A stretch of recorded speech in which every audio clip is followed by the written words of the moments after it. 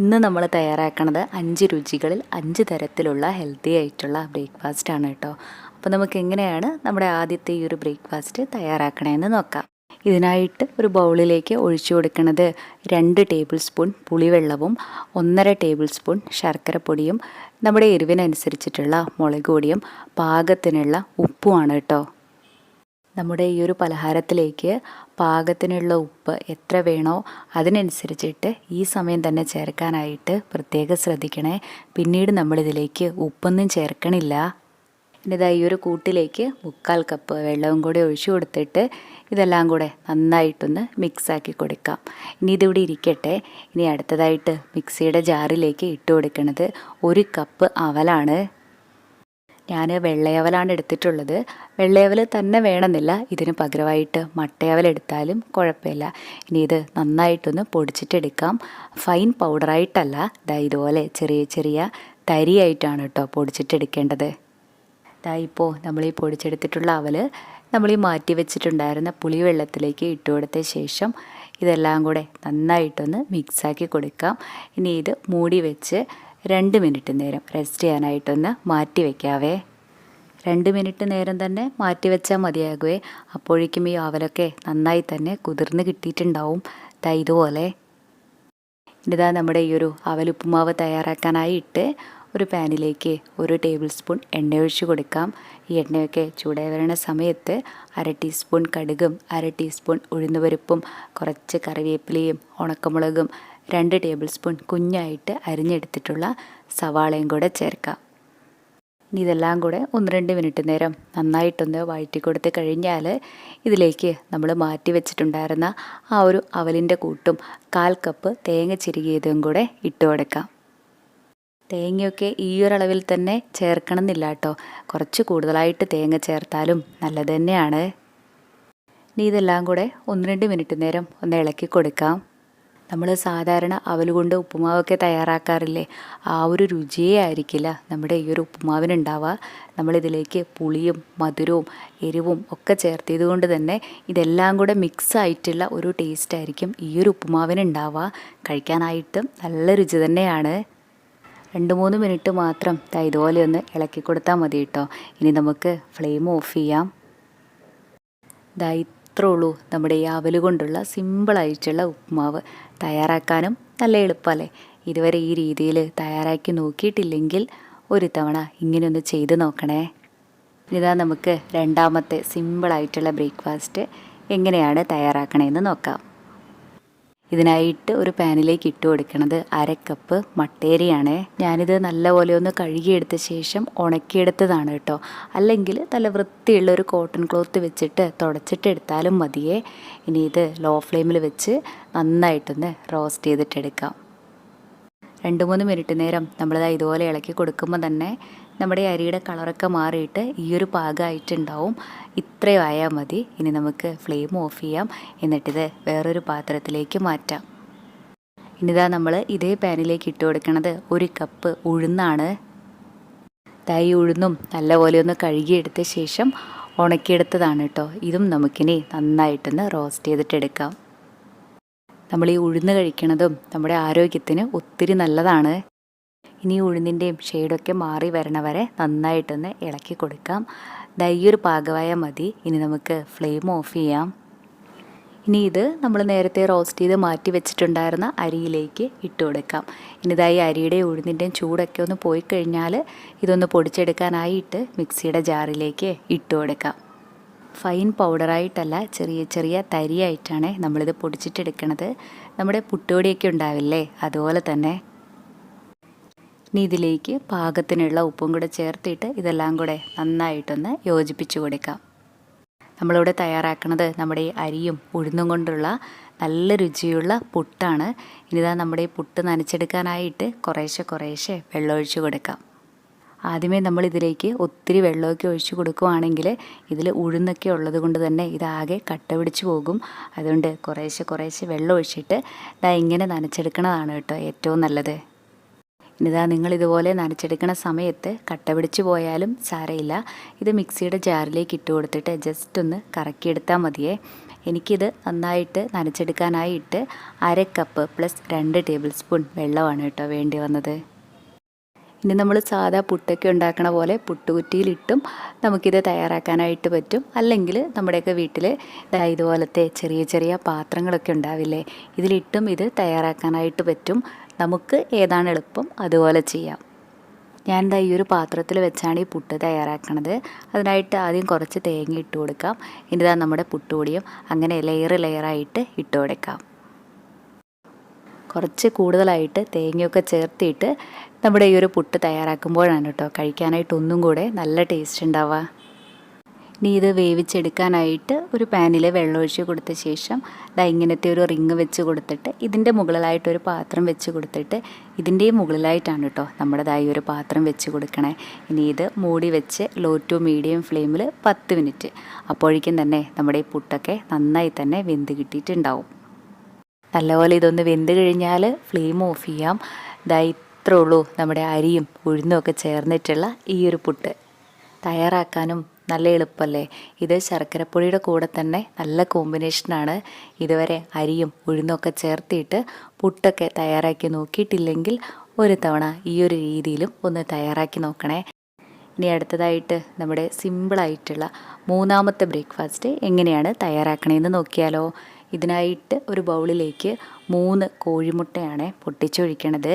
മുട്ടയുടെ മഞ്ഞക്കരുമൊക്കെ എടുക്കാനായിട്ട് ഇഷ്ടമില്ലെങ്കിൽ egg white മാത്രം എടുത്താലും മതി. അതുപോലെ മുട്ടയൊക്കെ കഴിക്കാത്തവരാണെങ്കിൽ ഇതിന് പകരമായിട്ട് 1/4 കപ്പ് കടലമാവിലേക്ക് കുറച്ച് വെള്ളം കൂടി ഒഴിച്ചിട്ട് നന്നായിട്ടൊന്ന് കലക്കിയെടുത്താലും മതി കേട്ടോ.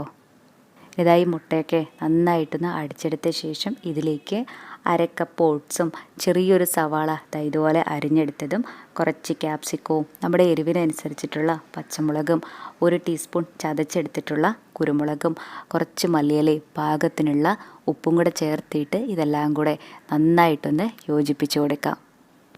ക്യാപ്സിക്കവും മല്ലിയിലയൊക്കെ ചേർക്കണമെന്ന് ഒരു നിർബന്ധവും ഇല്ല.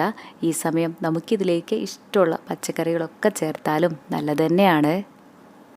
ഇനി ഇത് മൂടി വെച്ച് 5 മിനിറ്റ് നേരം റെസ്റ്റ് ചെയ്യാനായിട്ടൊന്ന് മാറ്റി വയ്ക്കാം. 5 മിനിറ്റൊക്കെ ആകുമ്പോഴേക്കും തന്നെ ഇത് കുറച്ചും കൂടെ കട്ടിയായിട്ട് വരും.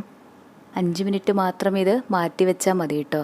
ഇനി നമ്മുടെ ഓട്സ് ഓംലെറ്റ് തയ്യാറാക്കാനായിട്ട് ഒരു പാനിലേക്ക് 1 ടീസ്പൂൺ എണ്ണ ഒഴിച്ച് കൊടുക്കാം. ഇനി എണ്ണ പാനിൻ്റെ എല്ലാ ഭാഗത്തേക്കും ഒന്ന് ആക്കി കൊടുക്കുകയും കൂടെ ചെയ്യണേ. നമ്മളിപ്പോൾ മാറ്റി വെച്ചിട്ടുണ്ടായിരുന്ന ഓട്സിൻ്റെയും മുട്ടയുടെയും ആ ഒരു കൂട്ട് ഇതിലേക്ക് ഒഴിച്ചു കൊടുത്തിട്ട് ഒരു സ്പൂണ് വെച്ചിട്ട് എല്ലാ ഭാഗത്തേക്കും ഒന്നാക്കി കൊടുക്കാം. അതിനുശേഷം മൂടി വെച്ച് ലോ ഫ്ലെയിമിൽ നന്നായിട്ട് ഇതൊന്ന് വേവിച്ചിട്ടെടുക്കാം. ലോ ഫ്ലെയിമിൽ വെച്ച് തന്നെ വേവിക്കാനായിട്ട് മറന്നു പോവല്ലേ. ഒരു സൈഡായി കഴിഞ്ഞാൽ ഇതൊന്ന് മറിച്ചിട്ട് കൊടുക്കാം. ഇനി മറ്റേ സൈഡും മൂടി വെച്ച് തന്നെ നല്ല പോലെ ഒന്ന് വേവിച്ചിട്ടെടുക്കാം. പെട്ടെന്ന് തന്നെ ആയിക്കിട്ടും കേട്ടോ, ഒരുപാട് സമയമൊന്നും എടുക്കില്ല. 2 സൈഡും നന്നായിട്ട് വെന്ത് കഴിഞ്ഞാൽ ഫ്ലെയിം ഓഫ് ചെയ്യാം. ഇനി ഇത് സെർവിങ് പ്ലേറ്റിലേക്ക് മാറ്റാം. ഇത്രേ ഉള്ളൂ നമ്മുടെ ഈ ഒരു ഓട്സ് ഓംലെറ്റ്. ഇതും തയ്യാറാക്കാനായിട്ട് നല്ല എളുപ്പമല്ലേ.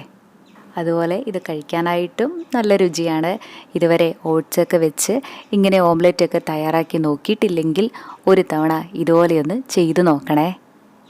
ഇനി നമുക്ക് നമ്മുടെ അടുത്ത ഹെൽത്തി ആയിട്ടുള്ള ബ്രേക്ക്ഫാസ്റ്റ് എങ്ങനെയാണ് തയ്യാറാക്കണമെന്ന് നോക്കാം. ഇതിനായിട്ട് ഒരു പാത്രത്തിലേക്ക് ഇട്ട് കൊടുക്കുന്നത് 1/2 കപ്പ് ബാർലിയാണ്. ഒരുപാട് ആരോഗ്യ ഗുണങ്ങളുള്ള ധാന്യമാണ് കേട്ടോ ഈ ഒരു ബാർലി. ഇതിൽ ധാരാളം ആൻറ്റി ഓക്സിഡൻറ്റ്സ് അടങ്ങിയിട്ടുണ്ട്. അതുപോലെ ബ്ലഡ് പ്രഷർ, ബ്ലഡ് ഷുഗർ ലെവലൊക്കെ കൺട്രോൾ ചെയ്യാനായിട്ട്, വെയിറ്റ് ലോസിന്, നമ്മുടെ ഹാർട്ടിനെ ഹെൽത്തിയാക്കി വെക്കാനായിട്ട്, ഇമ്മ്യൂണിറ്റി കൂട്ടാനായിട്ട്, ബോൺ സ്ട്രെങ്ത്തിന്, കൊളസ്ട്രോൾ കുറയ്ക്കാനായിട്ട്, അങ്ങനെ ഒത്തിരി ആരോഗ്യ ഗുണങ്ങളുണ്ട് ഇതിന്.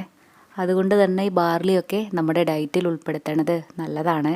ഇനി ഇത് നല്ലപോലെ ഒന്ന് കഴുകിയെടുത്ത ശേഷം 6 മണിക്കൂർ നേരം വെള്ളത്തിലൊന്ന് കുതിരാനായിട്ട് മാറ്റി വയ്ക്കാം. നമ്മളിപ്പോൾ ബ്രേക്ക്ഫാസ്റ്റൊക്കെ ആയിട്ടാണിത് തയ്യാറാക്കണതെങ്കിൽ രാത്രിയിൽ തന്നെ വെള്ളത്തിലിട്ട് വെച്ചാലും കുഴപ്പമില്ല. രാവിലെ ആകുമ്പോഴേക്കും ഈ ബാർലി നന്നായി തന്നെ കുതിർന്ന് കിട്ടിയിട്ടുണ്ടാവും. ഇതുപോലെ. ഇനി ഇതിവിടെ ഇരിക്കട്ടെ. ഇനി അടുത്തതായിട്ട് വേറൊരു പാത്രത്തിലേക്ക് 2.5 കപ്പ് പാലൊഴിച്ച് കൊടുക്കാം. ഇത് മുഴുവനും പാലായിട്ട് തന്നെ ചേർക്കണമെന്ന് നിർബന്ധമില്ല. പകുതി പാലും പകുതി വെള്ളമായിട്ട് ചേർത്താലും കുഴപ്പമില്ല കേട്ടോ. ഇനി പാല് നന്നായിട്ട് തിളച്ച് തുടങ്ങുന്ന സമയത്ത് ഇതിലേക്ക് നമ്മൾ കുതിർത്ത് മാറ്റി വെച്ചിട്ടുണ്ടായിരുന്ന ബാർലി ഇട്ട് കൊടുക്കാം. ഇനി ഇത് ലോ ഫ്ലെയിമിൽ വെച്ച് നന്നായിട്ട് വേവിച്ചിട്ടെടുക്കാം. കണ്ടിന്യൂസ് ആയിട്ട് ഇളക്കി കൊടുക്കുകയൊന്നും വേണ്ട, ഇടയ്ക്ക് എപ്പോഴെങ്കിലും ഒന്ന് ഇളക്കി കൊടുത്താൽ മതിയേ.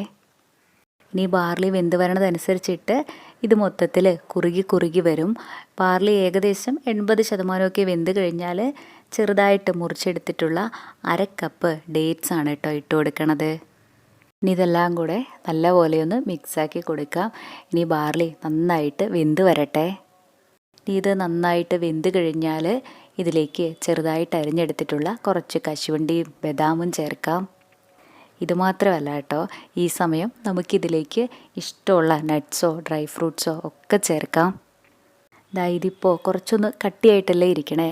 നിങ്ങൾക്ക് കുറച്ചും കൂടെ ലൂസായിട്ട് കഴിക്കാനായിട്ടാണ് ഇഷ്ടമെങ്കിൽ ഈ സമയം കുറച്ച് പാലോ അല്ലെങ്കിൽ ചൂടുവെള്ളമോ ഒഴിച്ചു കൊടുത്തിട്ട് കുറച്ചും കൂടെ ലൂസാക്കിയിട്ട് എടുത്താൽ മതി. ഞാൻ ഈ ഒരു പാകത്തിലാണ് കേട്ടോ എടുക്കുന്നത്. ഇനി ഫ്ലെയിം ഓഫ് ചെയ്യാം, എന്നിട്ടിത് വേറൊരു പാത്രത്തിലേക്ക് മാറ്റാം. ഇതിനൊരു മീഡിയം മധുരം മാത്രമേ ഉണ്ടാവുള്ളൂ കേട്ടോ. നല്ല മധുരം വേണമെന്നുണ്ടെങ്കിൽ കുറച്ച് തേനും കൂടെ ചേർത്തിയാൽ മതി. ഇനിതാ കാണാനായിട്ടൊരു ഭംഗിക്ക് വേണ്ടിയിട്ടും കഴിക്കണ സമയത്ത് ചെറുതായിട്ടൊന്ന് കടിക്കാൻ കിട്ടുന്നതിന് വേണ്ടിയിട്ടും കുറച്ച് ബദാമും കശുവണ്ടിയും ഈന്തപ്പഴവും ചോപ്പ് ചെയ്തതും കൂടെ ഇട്ട് കൊടുക്കാം. ബാറിലേക്ക് വെച്ചിട്ട് ഇതുപോലെ തയ്യാറാക്കി നോക്കിയിട്ടില്ലെങ്കിൽ ഒരു പ്രാവശ്യം ഇങ്ങനെ ഒന്ന് ചെയ്ത് നോക്കണേ. ഇനി അടുത്തതായിട്ട് നമുക്ക് നമ്മുടെ ഈ ഹെൽത്തി ആയിട്ടുള്ള 5ാമത്തെ ബ്രേക്ക്ഫാസ്റ്റ് എങ്ങനെയാണ് തയ്യാറാക്കണമെന്ന് നോക്കാം. ഇതിനായിട്ട് ഒരു പാത്രത്തിലേക്ക് 1 ടീസ്പൂൺ നെയ്യ് ഒഴിച്ചു കൊടുക്കാം. ഈ നെയ്യൊക്കെ ചൂടായി വരണ സമയത്ത് 1/2 ടീസ്പൂൺ കടുകും കുറച്ച് കറിവേപ്പിലയും ചതച്ചെടുത്തിട്ടുള്ള 1 ടീസ്പൂൺ കുരുമുളകും 1 ടീസ്പൂൺ കുഞ്ഞായിട്ട് അരിഞ്ഞെടുത്തിട്ടുള്ള ഇഞ്ചിയും നമ്മുടെ എരിവിന് ആവശ്യത്തിനുള്ള പച്ചമുളകും കൂടെ ചേർക്കാം. ഇനി ഇതെല്ലാം കൂടെ 1 മിനിറ്റ് നേരം ഒന്ന് വഴറ്റി കൊടുത്ത ശേഷം ഇതിലേക്ക് മീഡിയം വലിപ്പമുള്ള ഒരു സവാള ചെറുതായിട്ട് അരിഞ്ഞെടുത്തതും 3 ടേബിൾ സ്പൂൺ ഗ്രേറ്റ് ചെയ്തിട്ടുള്ള ക്യാരറ്റും പാകത്തിനുള്ള ഉപ്പും കൂടെ ചേർത്തിട്ട് ഇതെല്ലാം കൂടെ വീണ്ടും 1-2 മിനിറ്റ് നേരം നന്നായിട്ടൊന്ന് വഴറ്റി കൊടുക്കാം. ഇതാ നമ്മളിതിലേക്ക് ഇട്ട് കൊടുക്കുന്നത് 1 കപ്പ് ജവാർ ഫ്ലോറാണ്. ഇതിനെ ജോവർ ഫ്ലോർ എന്നും പറയാറുണ്ട്. ഇത് നമുക്ക് മിക്ക സൂപ്പർ മാർക്കറ്റിലും അല്ലെങ്കിൽ ഓൺലൈനായിട്ടൊക്കെ വാങ്ങിക്കാനായിട്ട് കിട്ടും കേട്ടോ. ഒരുപാട് ആരോഗ്യ ഗുണങ്ങളുള്ള സൂപ്പർ ഫുഡാണിത്. ഇത് നമ്മുടെ ഡയറ്റിൽ ഉൾപ്പെടുത്തണത് ഒത്തിരി നല്ലതാണ്. ഇനി ഇത് 2-3 മിനിറ്റ് നേരം നന്നായിട്ടൊന്ന് റോസ്റ്റ് ചെയ്തിട്ട് എടുക്കാം. ഈ പൊടിയുടെ പച്ചമണമൊക്കെ ഒന്ന് പോയി കഴിഞ്ഞാൽ ഫ്ലെയിം ഓഫ് ചെയ്യാം. ഇനി ഇത് തണുക്കാനായിട്ടൊന്ന് മാറ്റി വയ്ക്കാം. ചൂടൊക്കെ പോയി കഴിഞ്ഞാൽ കുറേശ്ശെ വെള്ളം ഒഴിച്ച് കൊടുത്തിട്ട് നനച്ചെടുക്കാം. നമ്മൾ പുട്ടുപൊടിയൊക്കെ നനച്ചെടുക്കാറില്ലേ, അതുപോലെ തന്നെ എനിക്കിത് നന്നായിട്ട് നനച്ചെടുക്കാനായിട്ട് 4 ടേബിൾ സ്പൂൺ വെള്ളമാണ് കേട്ടോ വേണ്ടി വന്നത്. നന്നായിട്ട് നനച്ചെടുത്ത് കഴിഞ്ഞാൽ ഇതിലേക്ക് കുറച്ച് മല്ലിയിലയും കൂടെ ചേർക്കാം. മല്ലിയിലയൊക്കെ ചേർക്കാനായിട്ട് ഇഷ്ടമില്ലെങ്കിൽ ഒഴിവാക്കിക്കോളൂ. നമ്മുടെ ഈ ഒരു പുട്ടുപൊടി കറക്റ്റ് പാകത്തിലാണോ എന്നറിയാനായിട്ട് ഇങ്ങനെ ഉരുട്ടി നോക്കാം. അതിനുശേഷം തിരിച്ചിട്ട് കൊടുക്കുന്ന സമയത്ത് പഴയപടി ആകണ ഒരു പാകം. ഇനി ഇത് വേവിച്ചിട്ടെടുക്കണത് ചിരട്ടയിൽ വെച്ചാണ്. ഈ ചിരട്ടയിൽ ധാരാളം ഫൈബർ കണ്ടൻറ്റൊക്കെ ഉണ്ടാവും. അതുകൊണ്ട് തന്നെ നമ്മൾ ഫുഡൊക്കെ ചിരട്ടയിൽ കുക്ക് ചെയ്ത് കഴിക്കുവാണെങ്കിൽ അത് നമ്മുടെ ആരോഗ്യത്തിന് ഒന്നുകൂടെ നല്ലതായിരിക്കും. ഇത് ചിരട്ടയിൽ വെച്ച് തന്നെ വേവിച്ചെടുക്കണമെന്ന് നിർബന്ധമൊന്നുമില്ല. നമ്മുടെയൊക്കെ വീട്ടിൽ പുട്ടുകുറ്റി ഉണ്ടാവില്ലേ, പുട്ടുകുറ്റിയിൽ ഇട്ട് കൊടുത്തിട്ട് വേവിച്ചിട്ടെടുത്താലും മതി. ഇനി ചിരട്ടയിൽ കുറച്ച് എണ്ണയോ നെയ്യോ ഒന്ന് തൂത്ത് കൊടുത്ത ശേഷം ഇതിലേക്ക് 1-2 ടേബിൾ സ്പൂൺ തേങ്ങ ഇട്ട് കൊടുക്കാം.